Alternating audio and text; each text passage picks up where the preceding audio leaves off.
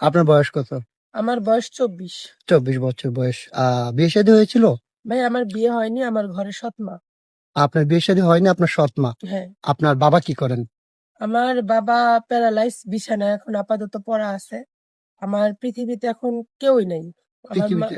না আমার সৎ মা, আমার মা মারা যাওয়ার পর আমি এতিমখানায় বড় হয়েছি। আমার সৎ মা আমাকে বাসা থেকে বের করে দিছে। ও আচ্ছা, আচ্ছা, ঠিক আছে। তাহলে তো আপনার লাইফটা অনেক কষ্টের। আচ্ছা, আপনি বর্তমানে কার কাছে আছেন?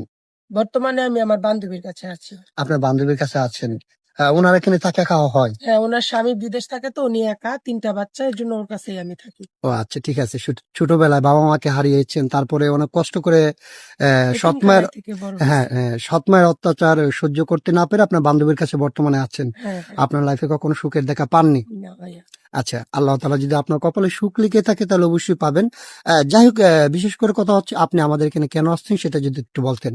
মূলত একটা মানুষ, একটা মেয়ে মানুষ বিশেষ করে চলতে গেলে জীবন সঙ্গীর দরকার। আমি একটা জীবন সঙ্গীর জন্য আসছি। আমার পৃথিবীতে তো কেউ নাই যে তার ছায়া তার তল মানে ছায়া হয়ে যেন সারা জীবন আমার পাশে থাকে। সেজন্য আপনার ছায়া হয়ে সবসময় আপনার পাশে হ্যাঁ। থাকে। আচ্ছা, ঠিক আছে আপু, বুঝতে পেরেছি। তো আপনি কেমন ধরনের ছেলে পছন্দ করেন? আমার কাছে বয়স কোনো ম্যাটার করে না। আমি কোনো ইয়াং ছেলের কাছে বিয়ে করব না। আমি একটু না। কারণ ইয়াং ছেলেরা আজকে আছে তো কালকে নেই। কিন্তু বয়স্ক ছেলের কাছে যদি আমি বিয়ে বসি, সে আমাকে দেখবে। আরেকটা কথা ভাই, আমি তো আমার সৎ মার আঘাত পেয়েছি অনেক। আমি যদি একটা বাচ্চা থাকে বা ডিভোর্স হয়ে গেছে আগের বউর সাথে, এরকম হলেও আমি নিব। আমার সৎ মাকে আমি দেখিয়ে দিব যে সৎ মাও মা হওয়া যায়। আপু, আপনি খুবই সুন্দর কথা বলেছেন।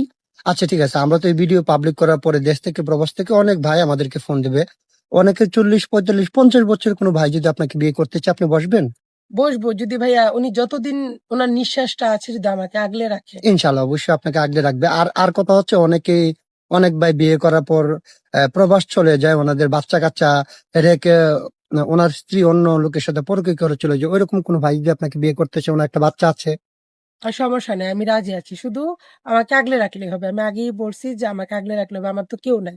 আচ্ছা, আমার স্বামী আমার সব থাকবে। আচ্ছা, ঠিক আছে। আপু, আপনি মুচকি, মুচকি হাসছিলেন। আপনাকে খুবই ভালো লাগছে। যাই হোক, হাসি হচ্ছে মানুষের সৌন্দর্য। সেটা আপনার ভিতরে আছে। আর আমি বিশেষ করে গুমরুমুখী মানুষ পছন্দ করি না। তো এখন কথা হচ্ছে আপনার সাথে যোগাযোগ কিভাবে করবেন? আপনাদের মাধ্যমে। আপনার ব্যক্তিগত কোনো ফোন নেই? ভাইয়া সৎমার ঘরে তো খেতেই পাই নাই। ফোন কিনবো কি দিয়ে? যে টাকা দিয়ে ফোন কিনবো ওই টাকা দিয়ে তো আমি ২-৩ বেলা খেতে পারবো। আচ্ছা, ঠিক আছে আপু, আপনাকে আর লজ্জা দিতে চাচ্ছি না। সুপ্রিয় দর্শক, এই মুহূর্তে যে নাম্বারটি দেখতে পাচ্ছেন এটা হচ্ছে আমাদের ইউটিউব চ্যানেল কর্তৃপক্ষের নাম্বার।